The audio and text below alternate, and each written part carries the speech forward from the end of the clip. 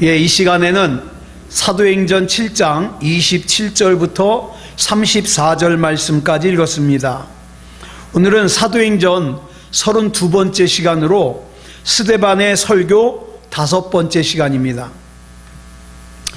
다시 지금 본문이 진행되는 상황을 말씀을 드리면, 유대인들이 스데반 집사님을 죽이려고 거짓 증인을 세웠어요.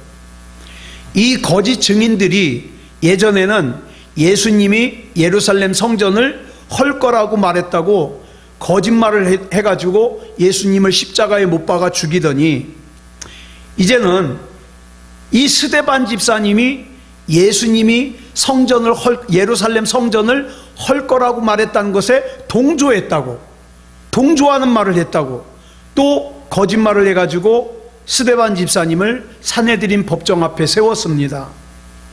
자, 이 산헤드린 법정의 의장인 대제사장이 내가 들은 이 말이 사실이냐고 스데반 집사님에게 물어보니까, 스데반 집사님이 그 질문에 대하여 대답하는 내용이 이 본문에서 이어지는 설교입니다. 우리는 지난 시간에 경외라는 단어를 살폈어요. 경외, 공경하고 두려워한다. 출애굽기 20장을 보면 하나님께서 십계명을 주시기 위해서 모세를 시내 산으로 부르십니다. 그리고 이스라엘 백성들은 멀리서 그 광경을 지켜보죠. 자, 18절을 보면 모세가 올라갈 산에서 막 우레가 치고 번개가 치고 나팔 소리가 들리면서 연기가 쫙 펴올랐다 그랬어요. 그리고 이 광경을 지켜보면서 이스라엘 백성이 두려워 떨어요. 그러면서 19절을 보니까 이스라엘 백성이 모세에게 이렇게 말합니다. 시작. 당신이 우리에게 말씀하소서 우리가 들으리이다. 하나님이 우리에게 말씀하시지 말게 하소서 우리가 죽을까 하나이다. 자, 전에 하나님을 무서워하지 않을 때는 이스라엘 백성이 어떻게 했습니까? 교만해가지고 모세를 갖다가 돌로 쳐서 죽이려고까지 했었어요. 그랬던 이스라엘 백성들이 모세를 향하여 우리는 무서워서 직접 하나님의 말씀을 못 듣겠으니까 모세가 대신 전달해 달라는 거예요. 그럼 우리가 듣겠다, 순종하겠다, 이런 얘기를 하는 거죠. 자, 그러면 여기서 말하는 이 두려움이 뭘까요? 이스라엘 백성이 지금 하나님의 임재를 보면서 두려워하거든요. 이 두려움이 뭘까요? 공포일까요? 예? 너 말 안 들으면 죽일 거야, 그래가지고 겁을 줘가지고 공포예요? 아니요. 여기서 이스라엘 백성은 하나님이 하나님이시라는 걸 깨닫습니다.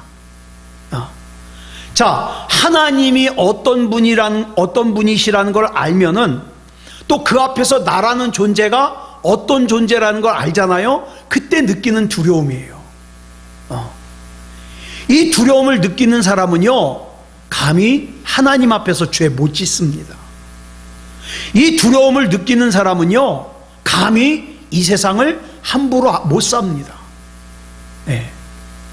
우리 하나님이 어떤 하나님이십니까? 시편 33편 13절로 15절을 보니까 이렇게 설명하고 있어요. 시작.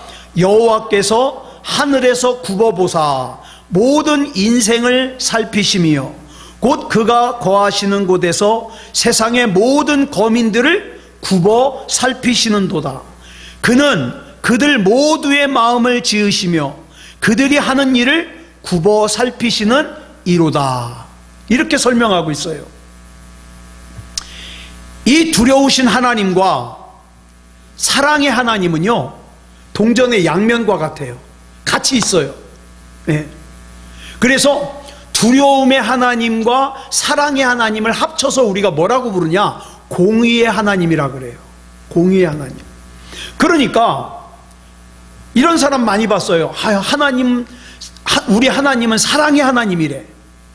하나님은 자기를 사랑한대. 그러면서 자기 마음대로 살아요. 예.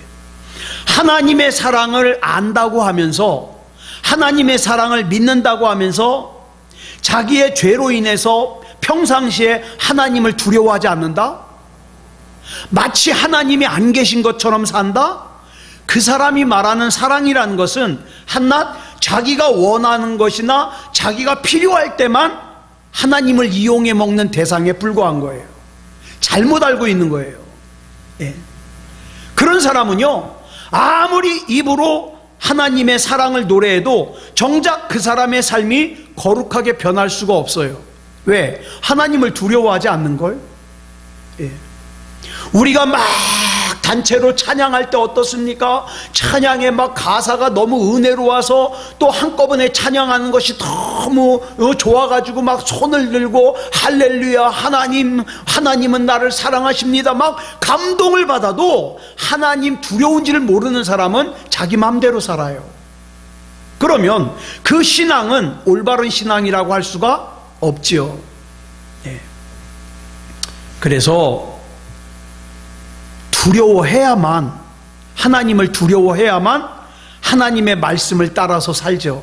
그래서 구약을 보면 많은 선지자들이 자꾸 뭘 얘기를 하느냐? 하나님을 경외하라 그래요. 경외해라. 경외가 뭐라고요? 하나님을 공경해라. 하나님을 두려워해라. 당연한 말 아닙니까? 하나님을 두려워하지 않는 사람이 거룩하게 살려고 하겠어요? 안 하죠.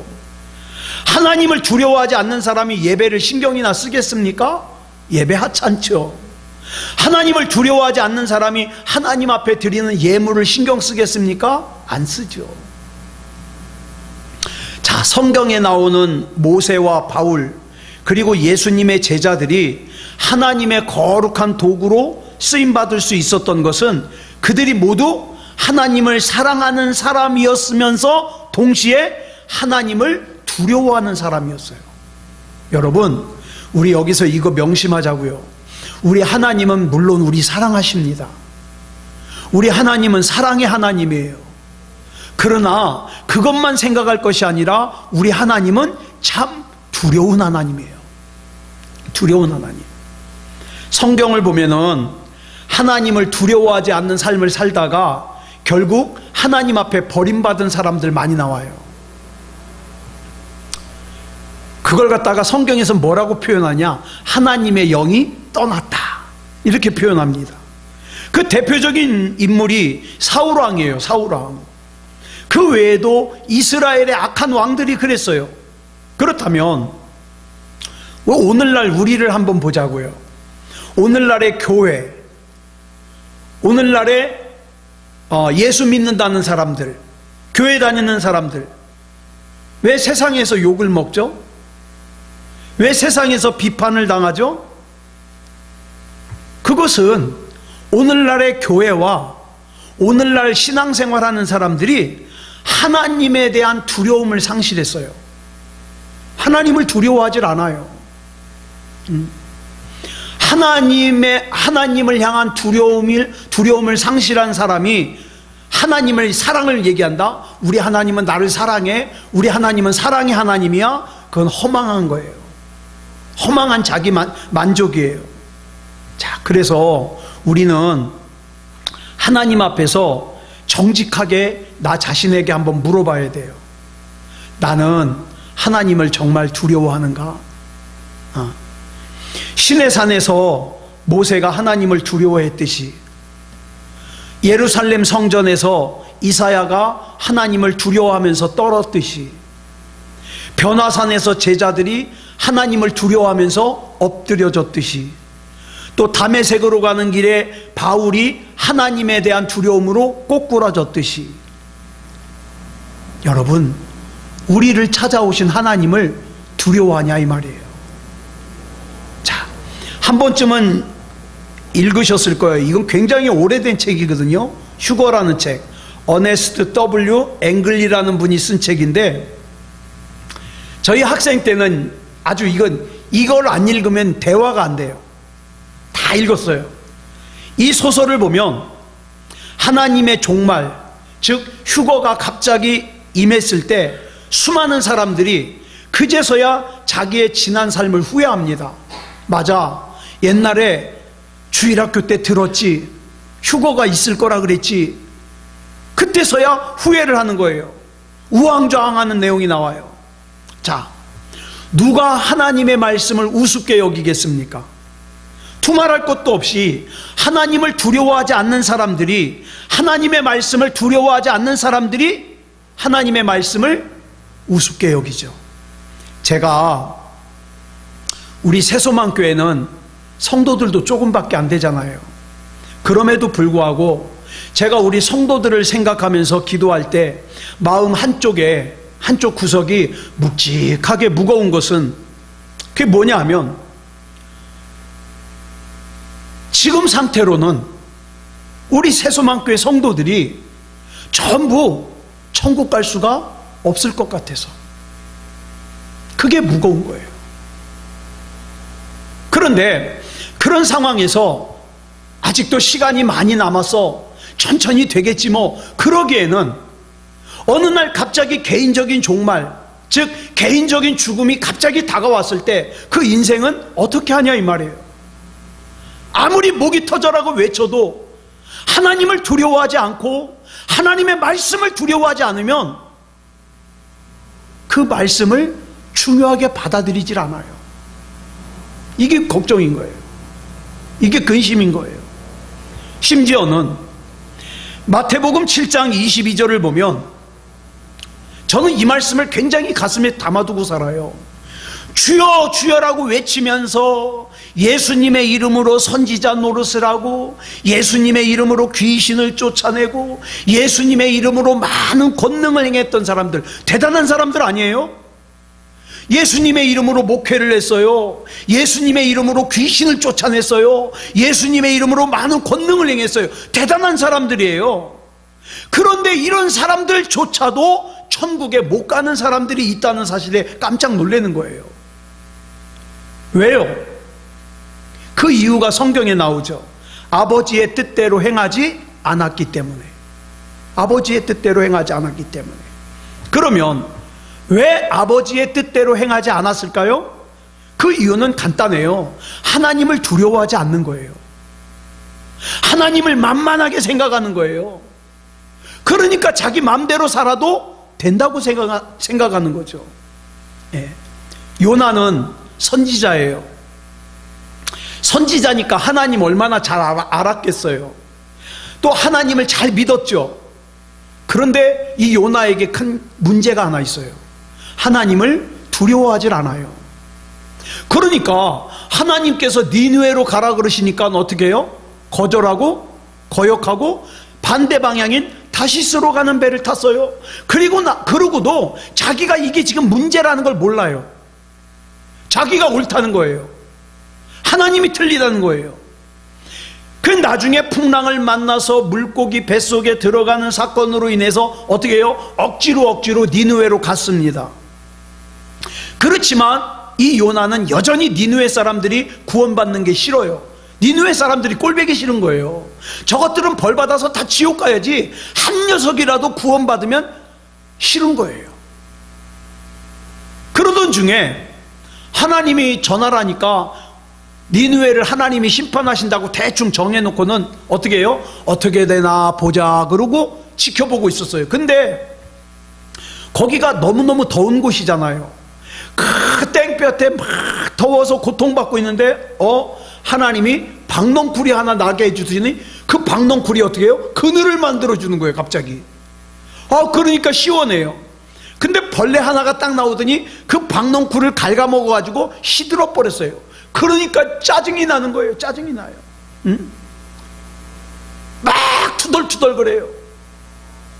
그러자 하나님께서 요나서 4장 9절에서 요나에게 이렇게 말씀하십니다. 네가 이 박넝쿨로 말미암아 성내는 것이 어찌 옳으냐. 무슨 뜻이에요?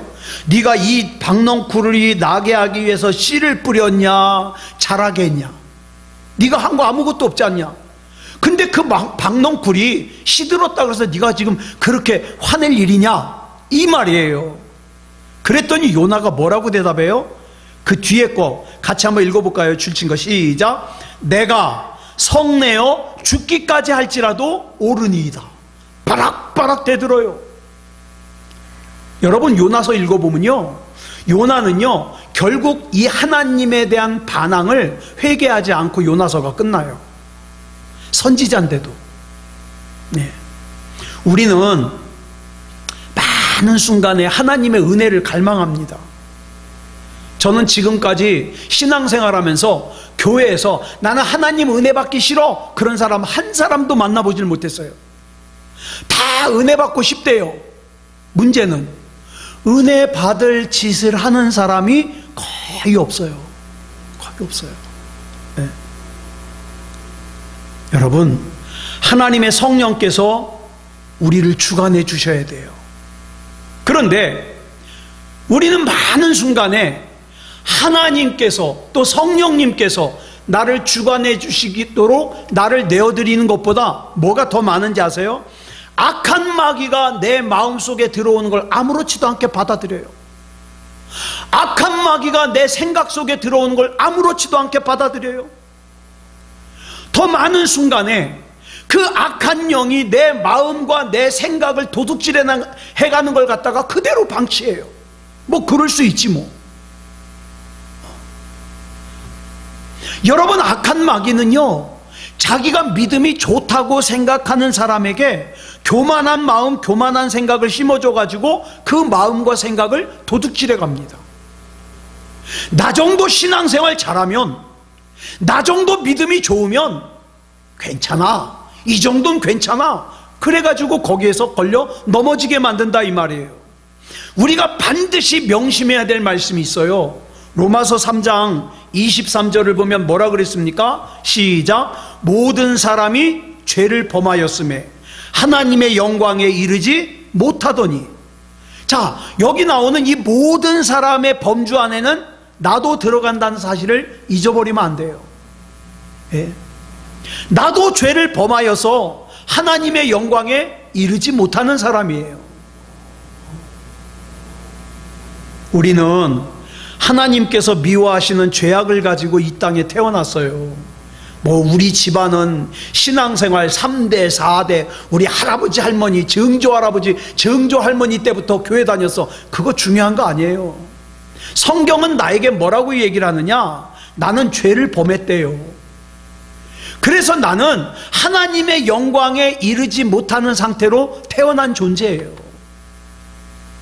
그런 내가 하나님이 믿어지고 하나님 앞에 신앙을 고백하고 하나님을 예배하고 하나님 앞에 기도할 수 있다? 이건 대단한 은혜거든요. 근데 이 대단한 은혜를 대단한 은혜로 생각하질 않아요. 너무 하찮게 여겨요. 이게 문제다 이 말이죠. 예. 우린 전도훈련을 받을 때 이런 교육을 받아요. 한번 예수님을 구주로 영접하면 우리 주님은 나를 영원히 안 떠나신대요. 막 이런 걸 갖다가 외워가지고 전도를 했어요, 저도. 그런데 내가 아무리 성경을 읽어도 성경 어디에도 그런 말씀이 안 나와요. 오히려 하나님의 영이 떠나가지고 버림받은 얘기들은 나와요.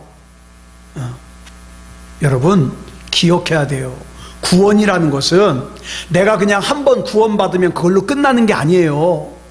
내가 신앙생활을 잘하든 못하든 나 한번 구원받았으니까 난 끝이야. 아니에요. 그거 아니라고요. 구원이라는 것은 예수님을 향한 믿음을 가지고 있을 때에만 얻을 수 있어요.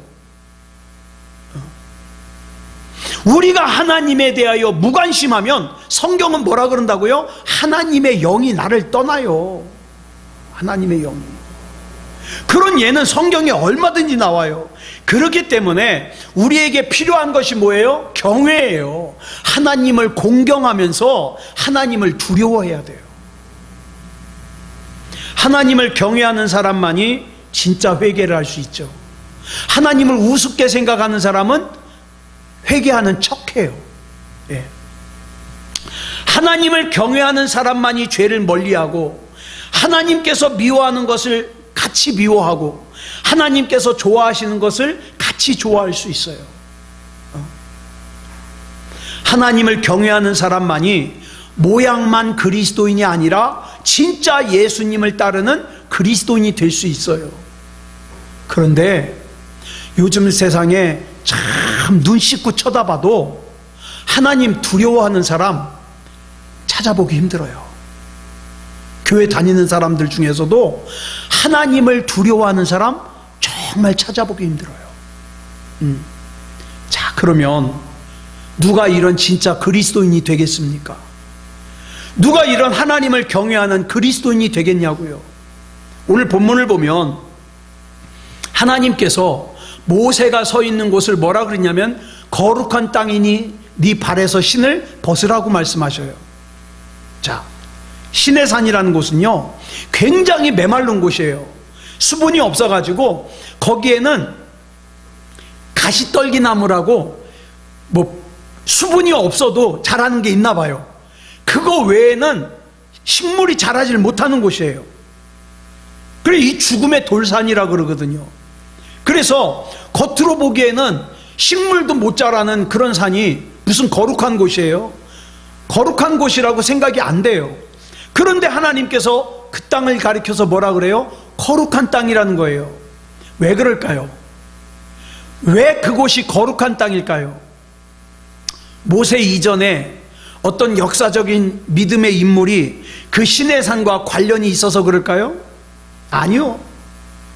성경에 나오는 인물 중에서는 신의 산에 오른 인물은 모세가 처음이에요. 그 앞에 기록이 없어요.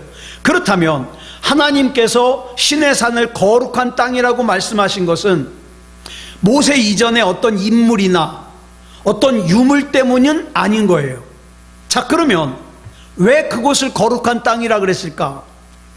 하나님께서 모세가 서 있는 신의 산을 거룩한 땅이라고 말씀해 주신 것은 인간이 말하는 그 성지 있죠, 성지. 어떤 신앙적인 역사적인 장소, 그거하고는 상관이 없는 거라는 걸 알 수 있어요. 자, 어떤 사람들은 말하기를 모세가 서 있는 그 신의 산이 거룩한 땅인 것은 그곳에서 하나님께서 모세와 만났기 때문이라고 이렇게 얘기를 해요. 자, 하나님께서 거룩한 분이시기 때문에 그 거룩한 하나님이 모세를 만나 주셨으니까 거룩한 땅이라 이렇게 얘기를 하는 거죠.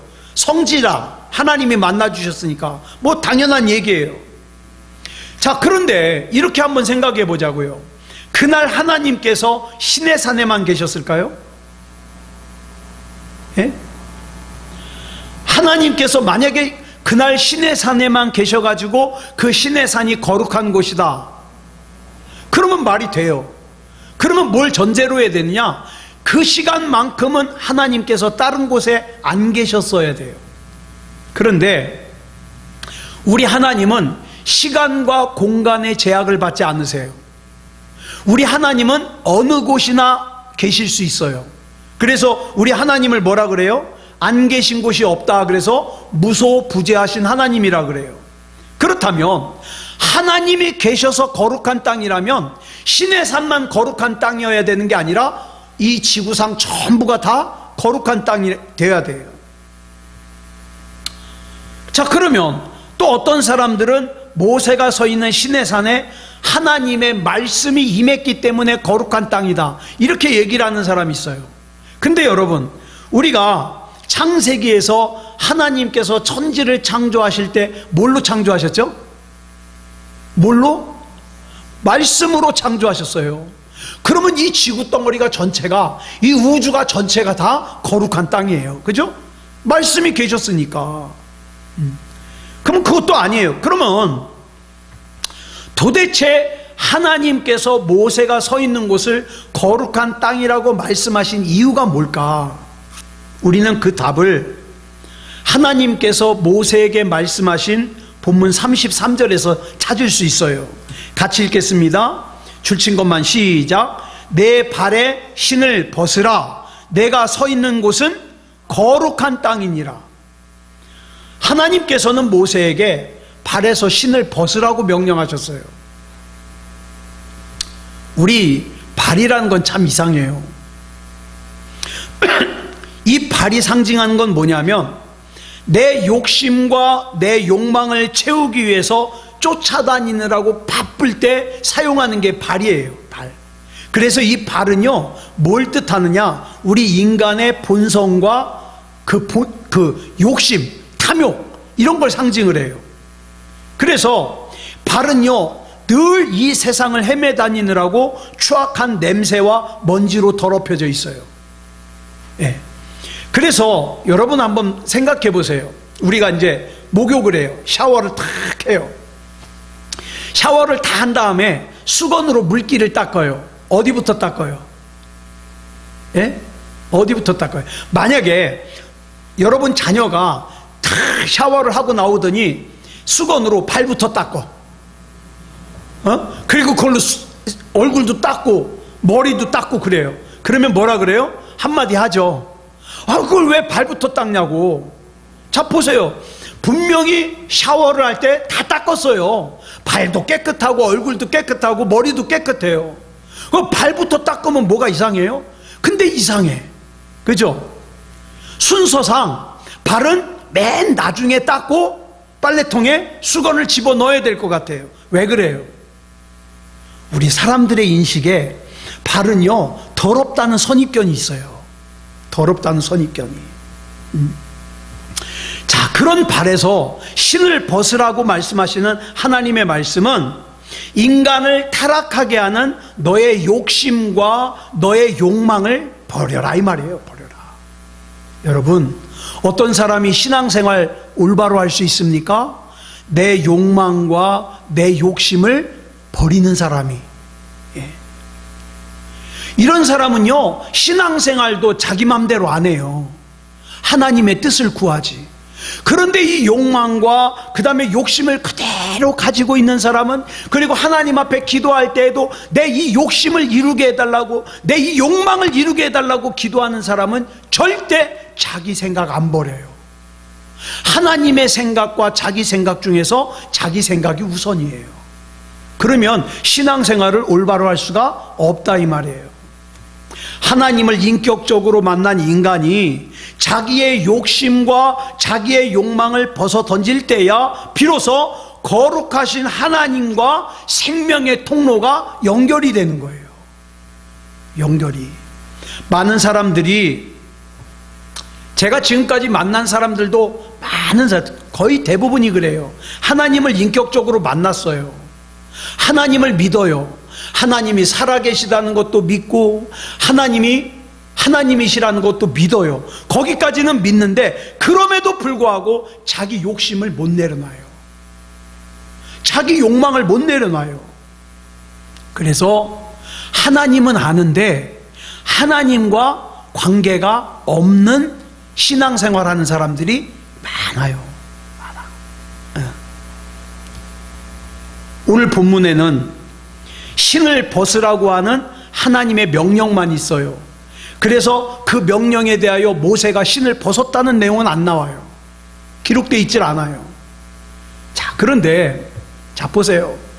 지난 40년 동안 미디안 광야에서 하나님께서 모세를 훈련시킨 내용이 뭐냐 하면 바로 그 모세가 가지고 있는 욕심과 욕망을 내려놓게 하는 거예요.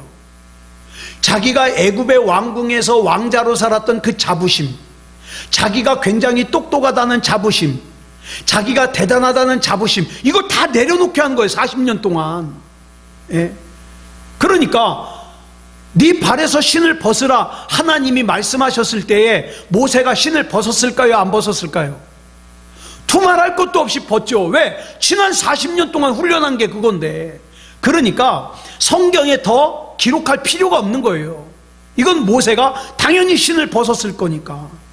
만약에 여기서 모세가 자기 욕심과 자기 욕망을 지키기 위해서 자기 신발을 벗기를 거부했다면 하나님은 모세를 사용 못하죠. 그러면 그 모세를 사용하여 출애굽이라는 그 대역사가 시작되지 못했을 거예요.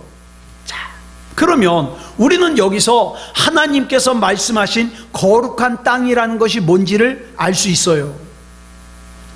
하나님께서 말씀하신 거룩한 땅이란 하나님의 말씀에 나의 전 존재를 맡기기 위해서 내 욕심과 내 욕망을 십자가에 못 박는 거예요. 버리는 거예요. 네. 모세가 시내산에서 하나님으로부터 소명을 받은 지 3400년이 지났어요. 예. 지금도 많은 사람들이 성지순례라는 걸 가잖아요. 한동안 코로나 때문에 못 갔지만, 예. 성지순례를 가요. 그런데 저는 참 그런 생각을 해요. 성지순례를 가가지고 시내산이라는 곳을 올라가요. 그 안내 가이드 하는 사람이 그러겠죠. 여기가 바로 시내산입니다. 이 설명을 해주겠죠. 과연 그 시내산에 성지순례를 간 사람 중에 그 시내산의 진짜 의미를 깨닫고 거기에서 욕심과 욕망을 벗어던지는 사람이 몇이나 될까요? 네. 그저 여기가 성경에 나오는 그 시내산이야? 여보 나 여기 사진 한 방 찍어줘. 여기가 시내산이래. 그래가지고 탁 찍은 다음에 사진 찍은 다음에 시내산에서, 그리고 사진 찍으면서 어떻게 해요? 성지순례 잘했다. 이건 잘못하는 거죠. 그거 아니에요. 시내산이라는 것은 모세가 그곳에서 자기의 모든 욕망과 욕심을 버렸기 때문에 거룩한 땅인 거예요. 신발을 벗었기 때문에. 또한 어떤 사람들은 이집트의 시나이 반도의 최남단에 위치한 시내산 자체를 하나님이 임재하신 산이다 그래가지고 신성시하는 사람들이 있어요. 신성시. 이것도 옳지 않아요. 자, 한번 생각해 보세요. 어떤 사람이 진짜인가? 자, 시내산에는 한 번도 못 가봤어요. 저는 성지순례를 한 번도 못 가봤어요. 예? 저는 겟세마네 동산도 못 가봤고 성지순례를 한 번도 못 가봤어요. 남들이 가서 찍어온 사진만 봤어요. 자, 시내산에 한 번도 가보지 못했다 할지라도 3400년 전에 모세처럼 하나님의 말씀 앞에서 내 욕심과 욕망을 다 벗어버리고 하나님, 나는 하나님 겁니다, 하나님 뜻대로 사용하시옵소서, 그렇게 산다면 지금 내가 있는 이곳이 뭐예요? 거룩한 땅이에요. 그런데 성지순례를 가서 시내산에서 기념사진을 찍지만 내 욕심과 욕망을 내려놓지 않고 그대로 가지고 있다면 거기는 한낱 뭐예요? 관광지일 뿐이에요. 네. 성자 예수님께서는 성부 하나님의 뜻을 이루기 위해서 높고 높은 보좌를 버리시고 인간의 몸을 입고 이 땅에 오셔서 우리의 구주가 되어주셨어요. 그런데 성경을 읽잖아요. 사복음서를 읽으면 예수님도 신발을 벗으신 것 같아요. 예? 예수님도 하나님 아니에요? 성자 하나님? 그 성자 하나님이 하늘을 버리고 이 땅에 사람의 몸을 입고 오셨다. 이 자체가 뭐예요? 신을 벗으신 거예요. 그 결과 예수님의 발이 닿았던 곳은요, 어때요? 다 성지잖아요. 은혜로운 곳이잖아요. 사랑하는 여러분, 쉽지 않아요. 쉽지 않지만 나의 욕심과 나의 욕망을 벗어버리자고요. 예. 이거 뒤룩뒤룩 매달고 있으면요 하나님 앞에 갈 수가 없어요. 이거 내려놔야 돼요. 그래야 예수님의 참된 제자가 되고 참된 그리스도인이 될 수 있어요. 내 욕심과 욕망 그대로 짊어지고 있으면 교회 다니는 사람은 될 수 있을지 몰라요. 그러나 예수님의 참 제자가 못 돼요. 참 그리스도인이 못 돼요. 그러면 어떻습니까? 자기 분노를 이기질 못하고 자기 감정을 이기질 못하고 하나님의 뜻보다는 자기 뜻이 우선이고 그렇게 산다 이 말이에요. 그러나 우리가 다 내려놓을 때 내가 있는 가정도, 내가 있는 학교도, 내가 있는 직장도, 내가 있는 나라도 거룩한 땅이 되는 거예요. 거룩한 땅이. 자, 본문 34절을 보면 하나님께서 두려움에 떨고 있는 모세에게 이렇게 말씀하셔요. 같이 읽겠습니다. 시작. 내 백성이 애굽에서 괴로움 받음을 내가 확실히 보고 그 탄식하는 소리를 듣고 그들을 구원하려고 내려왔노니 이제 내가 너를 애굽으로 보내리라 하시니라. 여기 보면 하나님께서 확실히 보셨대요. 하나님께서 확실히 탄식하는 소리를 들으셨대요. 여기서 확실히 보고라고 번역된 헬라어가 뭐냐면 이돈 에이돈이에요. 이돈 에이돈. 이건 뭐냐면 보고 또 보셨다는 거예요. 보고 또 보고. 그저 스치듯 대충 그냥 본 게 아니라, 한번 보고 만 것이 아니라 오래전부터 계속 보고 또 보고 보고 또 보고. 예?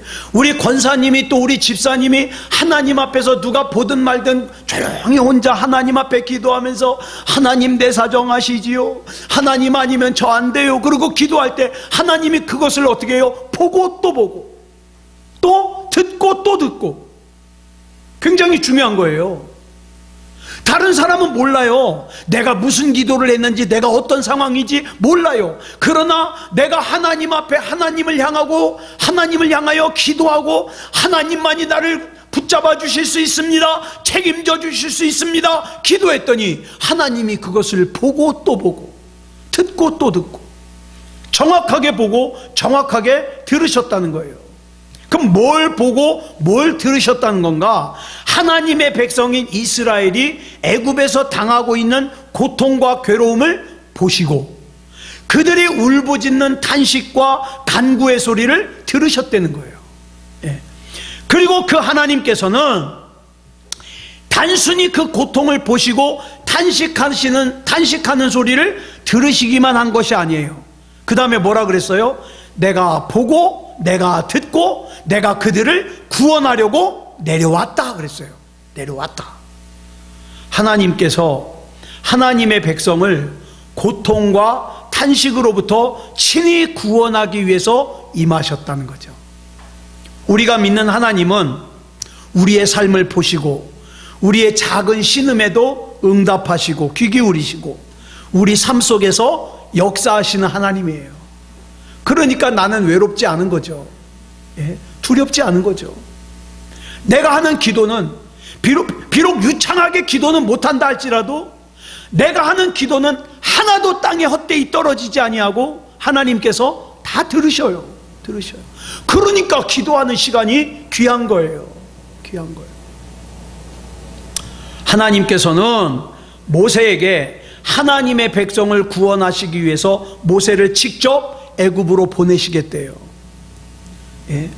영이신 하나님께서는 언제나 하나님의 구원을 사람을 통해서 하십니다. 사람을.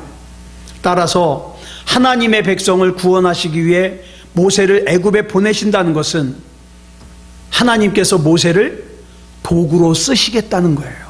도구로. 한마디로 말해서 애굽에서 고통당하는 하나님의 백성을 위하여 하나님께서 예비하신 대책이 뭐다? 모세다. 모세는 두려워요. 자기는 애굽에서 사람을 죽이고 도망 나왔잖아요. 거길로 다시 간다는 게 참 두려운 일이에요. 예? 도망 나왔던 곳으로 다시 간다는 것이. 그러나 40세가 될 때까지 애굽에서 왕자로 살았던 모세는 애굽에 대하여 누구보다도 잘 알고 있어요. 당시 애굽은 세계 최강의 군사대국이에요. 그 애굽으로부터 나이 80의 모세가 이스라엘 백성을 갖다가 해방시킨다? 여러분, 이건 절대 불가능해요. 이건 가능한 일이 아니에요. 그럼에도 불구하고 모세는 갑니다. 사랑하는 여러분, 우리가 어떤 문제 앞에서 야, 이건 해결이 가능해, 이거는 가능하지 않아, 이건 진짜 어려워, 그건 내가 판단하지 마세요. 예? 나이 80의 모세가 그 당시 가장 군사 강국인 애굽에 이스라엘 백성을 해방시키려고 혼자 가잖아요. 혼자. 이 믿음은 어디서 왔냐? 80년 전에 바로의 명령으로 나일강에 던져져서 죽을 수밖에 없었던 자기를 구원해 주시고 40년 동안 애굽의 왕궁에서 교육을 받게 하시고 그 이후 40년 동안 미디안 광야에서 엘리에셀의 하나님, 즉 나를 도우시는 하나님을 의지하도록 훈련시킨 이유가 바로 이렇게 나를 사용하시기 위함이구나, 이걸 모세가 깨달았기 때문에 가는 거예요. 그렇기 때문에 내가 지금 늙었다는 거 상관없어요. 내가 지금 가진 게 없다는 거 상관없어요. 내가 무기력하다는 거 상관없어요. 나는 그저 하나님의 대책이 되어서 하나님의 뜻대로 일할 뿐이에요. 하나님께서 예수 그리스도의 십자가를 통해서 죄와 사망의 구렁텅이에서 나를 구원해 주셨음을 진짜로 믿는다면, 나 역시 하나님, 나는 할 줄 아는 게 없는데 하나님 나 어디다 사용하시겠습니까? 제가요 순종하겠습니다. 이렇게 쓰임 받는 거예요. 아브라함은 믿음이 무엇인지를 이 세상에 보여주시려는 하나님의 대책이었어요. 요셉은 세상을 기근에서 구원해내는 하나님의 대책이었어요. 모세는 이스라엘 백성을 애굽에서 출애굽시키는 일에 하나님의 대책이었어요. 사도 바울은 타락한 로마 제국을 구원하기 위한 하나님의 대책이었어요. 마틴 루터는 부패한 중세 기독교를 회복시키기 위한 하나님의 대책이었어요. 벨기에의 신부인 다미앙이라는 신부는 미국의 문둥병자들, 미국의 나환자를 구원하시기 위한 하나님의 대책이었어요. 알바니아 출신의 마더 테레사라고 하는 수녀는 인도의 빈민을 위한 하나님의 대책이었어요. 그러면 나는, 아이고 하나님 나는 하루하루 먹고 사는 거 바빠서 아무것도 못합니다, 그러겠습니까? 우리가 뭘 해야 될지가 확실해졌어요. 하나님께서 모세에게 주셨던 은총과 능력과 지도력과 명성은, 우리는 그래요. 성경에 나오는 좋은 일은 나도 누리고 싶어요. 하나님 사랑받게 해주시옵소서, 하나님 은혜받게 해주시옵소서, 물질의 복을 주시옵소서, 건강의 복을 주시옵소서, 내 자식놈들 다 잘되게 해주시옵소서, 집 주시옵소서, 재물의 복 주시옵소서, 이런 거는 기도하는데, 하나님께서 야, 너 내가 무슨 일을 좀 하려고 하는데 내 대책이 좀 되어줄 수 있겠니? 그러면 아유 하나님 부담스러운데요, 아유 하나님 불편한데요, 딴 사람 찾아보시죠. 그러지 않냐 이 말이에요. 예수 그리스도의 십자가 고난과 부활을 통한 구원받는 것은 좋아하면서 하나님께서 이 시대를 위한 대책으로 나에게, 누군가에게 가서 복음을 한 번만 얘기해 줄 수 없겠니? 이 말은 굉장히 부담스러워하잖아요. 자, 하나님의 은혜를, 하나님의 사랑을 단지 나만을 위한 것으로 받아들이는 건, 이건 잘못 해석하는 거예요. 그 신앙생활 잘못하는 거예요. 그러므로 하나님께서 나를 무슨 일에 사용하시든지 나를 내어드리는, 하나님의 대책으로 내어드리는 그런 저와 여러분이 되기를 그리스도 예수님의 이름으로 축복합니다. 기도하겠습니다. 사랑의 아버지 하나님, 감사합니다. 하나님의 은혜 가운데 여기까지 왔습니다. 우리의 신앙생활이라는 것이 예수 그리스도 이름으로 물론 이 세상에서 잘 살아야 되겠습니다.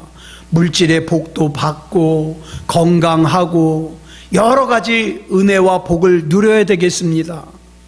그러나 그것으로 끝나는 것이 아니라 하나님의 일을 위한 대책으로 쓰임받기 원합니다. 때로는 그것이 자존심 상하는 일일 수도 있고 손해보는 일일 수도 있지만, 하나님께서 나를 믿고 맡기신 그 사명 잘 감당할 수 있게 해 주시옵소서. 그저 신앙생활이라는 것을 나 편한 대로 살지 말게 하여 주시고, 하나님 앞에서 하나님이 인정하시는 온전한 신앙생활 할 수 있게 하여 주시고, 하나님을 기쁘시게 하고 하나님의 은혜가 충만한 그런 우리의 신앙생활이 되게 해 주시옵소서. 우리 하나님께서 이 밤에 붙잡아 주셔서, 우리 기도 잘 못합니다. 어쩔 때는 기도가 앞뒤도 잘 안 맞습니다.